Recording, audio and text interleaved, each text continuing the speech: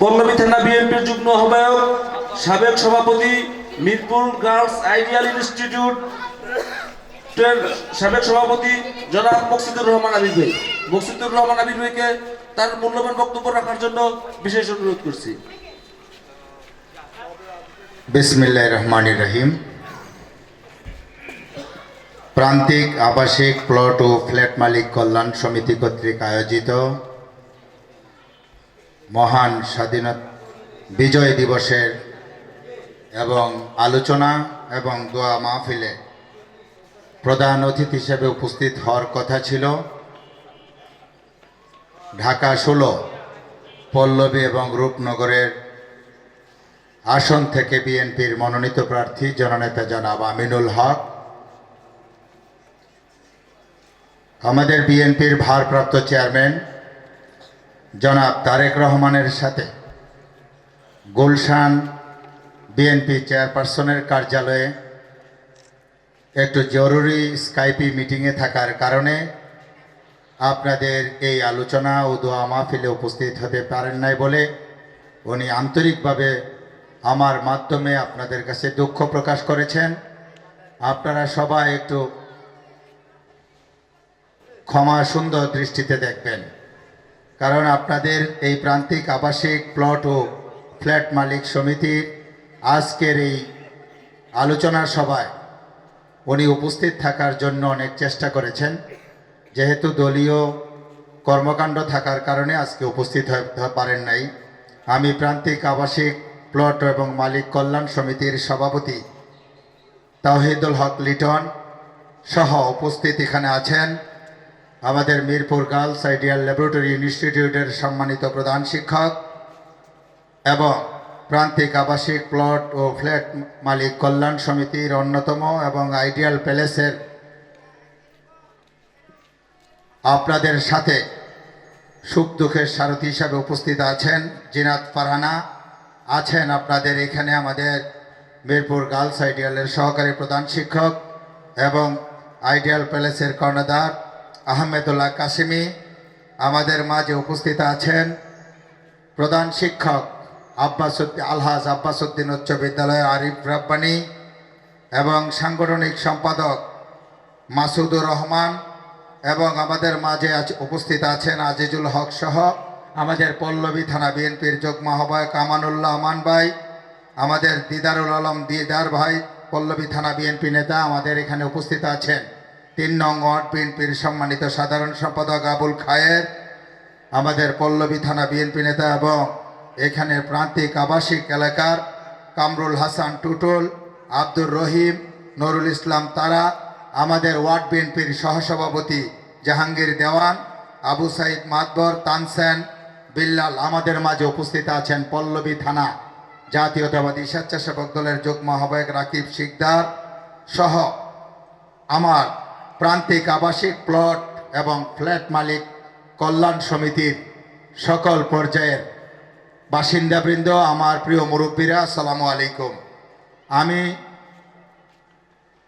আল্লাহর কাছে শুকরিয়া আদায় করে আমি মহান এই বিজয় দিবস উপলক্ষে যার নামটি স্মরণ না করলেই নয়, আমাদের বাংলাদেশের স্বাধীনতার ঘোষক, মহান স্বাধীনতার ঘোষক, মহান মুক্তিযুদ্ধের সেক্টর কমান্ডার হিসাবে যিনি সরাসরি রণাঙ্গনে মুক্তিযুদ্ধ করেছেন, বাংলাদেশে বহুদলীয় গণতন্ত্র যিনি প্রতিষ্ঠা করেছিলেন, আমাদের শহীদ রাষ্ট্রপতি জিয়াউর রহমানকে আমি গভীর শ্রদ্ধার সাথে স্মরণ করছি। মহান মুক্তিযুদ্ধে যে সকল 30 লক্ষ মা বোনের শহীদের বিনিময়ে, মা বোনের ইজ্জতের বিনিময়ে আমাদের বাংলাদেশের অর্জিত স্বাধীনতা, মহান স্বাধীনতায় যে সকল বীর শহীদরা আত্মদান করেছেন এই দেশের জন্য, আমরা তাদেরকে গভীর শ্রদ্ধার সাথে স্মরণ করছি। শ্রদ্ধার সাথে স্মরণ করছি মহান মুক্তিযুদ্ধে যে সকল মুক্তিযোদ্ধারা 1971 সালে রণাঙ্গনে মুক্তিযুদ্ধে অংশগ্রহণ করে আহত হয়েছেন এবং যারা আজও বেঁচে আছেন তাদের দীর্ঘায়ু কামনা করছি এবং আহতদেরকে স্মরণ করছি।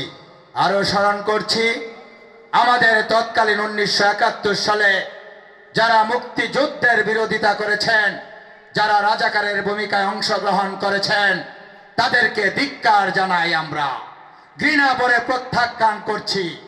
এই সকল যারা রাজাকারের ভূমিকা উত্তীর্ণ হয়েছিল, যারা মা বোনের বাংলাদেশের ইজ্জত নিয়ে ছিনিমিনি খেলেছিল, তারা আজকে নতুন করে ক্ষমা চেয়ে রাষ্ট্রীয় ক্ষমতায় যাওয়ার জন্য জনগণের ধারে ধারে ভেস্তের টিকেটের নামে তারা বাংলাদেশের স্বাধীনতা সার্বভৌমত্বের সাথে তারা ইয়ার্কি করছেন। আমরা তাদেরকে ঘৃণা ভরে প্রত্যাখ্যান করছি। বাংলাদেশে অতীতেও বাংলাদেশে রাজাকারের কোনো স্থান ছিল না, ভবিষ্যতেও বাংলাদেশের মাটিতে রাজাকারের স্থান থাকবে না। আমি স্মরণ করছি 24-এর গণঅভ্যুত্থানে যে সকল ছাত্র ছাত্রীদের তাজা রক্তের বিনিময়ে অর্জিত বাংলাদেশের সকল রাজনৈতিক দলের অংশগ্রহণের মাধ্যমে 24-এর গণঅভ্যুত্থানে নিহত সকল শহীদদের আত্মত্যাগকে গভীর শ্রদ্ধার সাথে স্মরণ করছি। এবং তাদের যে সকল এই 24-এর অভ্যুত্থানে আহত হয়েছেন, পঙ্গুত্ব বরণ করেছেন, তাদের সুস্বাস্থ্য, তাদের শারীরিকভাবে সুস্থতা দান করুক আল্লাহর কাছে সেই প্রার্থনা করি।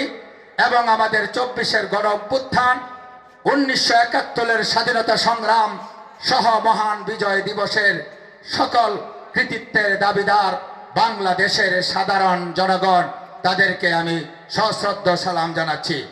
আমরা আমাদের 1971-এর স্বাধীনতা সংগ্রাম, 24-এর গণঅভ্যুত্থানকে ধারণ করে বাংলাদেশ জাতীয়তাবাদী দল বাংলাদেশের আগামী জাতীয় সংসদ নির্বাচনে অংশগ্রহণ করছেন। আপনারা জানেন আমাদের প্রিয় নেত্রী, দেশনেত্রী, বাংলাদেশের 18 কোটি মানুষের হৃদয়ের স্পন্দন, আপসহীন দেশনেত্রী বেগম খালেদা জিয়া অসুস্থ অবস্থায় এবার কেয়ার হসপিটালে চিকিৎসাধীন আছে।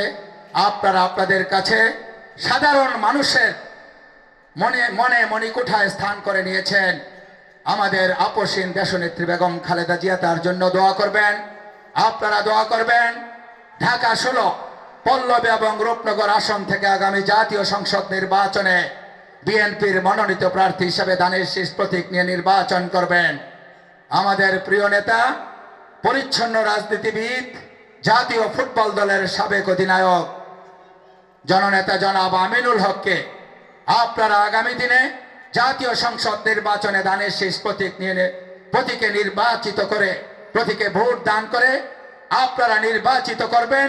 এই এলাকাকে আমিনুল হক আপনাদেরকে যে সকল সমস্যা দিয়েছে, এই সমস্যাগুলো বিশেষ করে আমি কথা দিতে পারি, যেহেতু আমি এই ওয়ার্ডের একজন বাসিন্দা, আমি পল্লবী থানা বিএনপির যুগ্ম আহ্বায়ক, পাশাপাশি আমি জাতীয়তাবাদী স্বেচ্ছাসেবক দল কেন্দ্রীয় নির্বাহী কমিটির সহ সাধারণ সম্পাদক। সেই হিসাবে আমি আপনাদেরকে বলতে পারি, জননেতা জনাব আমিনুল হক একজন পরিচ্ছন্ন রাজনীতিবিদ। আপনারা অতীতের যে সকল নেতৃবৃন্দরা যারাই নির্বাচিত হয়েছে যারা, তাদের থেকে ইনশাআল্লাহ ভালো কিছু আপনারা আশা করতে পারবেন। এবং আপনারা একটু জানেন, আপনাদের এই প্রান্তিক আবাসিক প্লট ও ফ্ল্যাট মালিক কল্যাণ সমিতির যে দাবি, প্রথম দাবি হচ্ছে আপনাদের একটি পানির পাম্প। আপনারা জানেন ইতিমধ্যে বিভিন্ন জায়গায় পানির পাম্প হয়েছে। আপনারা যদি আপনাদের নির্ধারিত জায়গা স্থান দিতে পারেন, আমাদের ওয়াসা আপনাদেরকে একটি পানির পাম্প করে দিবে। এই ব্যাপারে সক্রিয় সহযোগিতা করে আপনাদের পাম্পের ব্যবস্থা করা যাবে ওয়াসার সাথে কথা বলে। এবং মসজিদ নির্মাণ করতে হলে প্রথমে আপনাদের প্রান্তিক আবাসিক প্লট ফ্ল্যাট মালিক এর নির্দিষ্ট জায়গা স্থান নির্ধারণ করতে হবে, তখনই এখানে মসজিদ করা সম্ভব এবং আপনাদের নামাজের জায়গা সহ আপনাদের ইবাদতের জন্য এই জায়গা সম্পন্ন করা সম্ভব। আরেকটি জিনিস, আপনাদের এই এলাকাকে সিসি ক্যামেরার আওতায় আনা খুবই জরুরি, কারণ এলাকায় মাদক সন্ত্রাস নির্মূল করতে হলে সিসি ক্যামেরার কোনো বিকল্প নাই। এই সিসি ক্যামেরাও কিভাবে স্থাপন করা যায়, এই ব্যাপারেও আমরা প্রয়োজনীয় প্রান্তিক আবাসিক প্লট এবং ফ্ল্যাট মালিক কল্যাণ সমিতির সাথে আলোচনা ক্রমে কিভাবে এটির সমস্যার সমাধান করা যায়, এই ব্যাপারে পদক্ষেপ গ্রহণ করা হবে ইনশাল্লাহ। আরেকটি, আপনাদের এই এলাকায় গ্যাসের যে সমস্যা, সারা বাংলাদেশে গ্যাসের সমস্যা প্রকট। একটি নির্বাচিত সরকার না আসা পর্যন্ত এই গ্যাসের সমস্যার সমাধান করা খুব কঠিন। এই কারণে আগামী 12ই ফেব্রুয়ারি যে নির্বাচন অনুষ্ঠিত হবে, ত্রয়োদশ জাতীয় সংসদ নির্বাচনে, আপনারা অতীতে গত 17 বছর আপনারা ভোট দিতে পারেন নাই। আপনারা ওই দিন সকালবেলা গিয়ে সারাদিন এবং ভোট কেন্দ্রে আনন্দমুখর পরিবেশে আপনারা আপনাদের ভোট প্রদান করবেন। আপনাদের জনগণের ভোটের মাধ্যমে নির্বাচিত সরকারি গ্যাসের সমস্যার সমাধান করবে ইনশাআল্লাহ। এবং আপনাদেরকে আমি বিরক্ত না করে আপনাদেরকে আবারও জননেতা জনাব আমিনুল হকের পক্ষ থেকে রক্তিম শুভেচ্ছা এবং অভিনন্দন জানিয়ে আমি আমার বক্তব্য শেষ করছি। আল্লাহ হাফেজ। বাংলাদেশ জিন্দাবাদ। মহান বিজয় দিবস জিন্দাবাদ।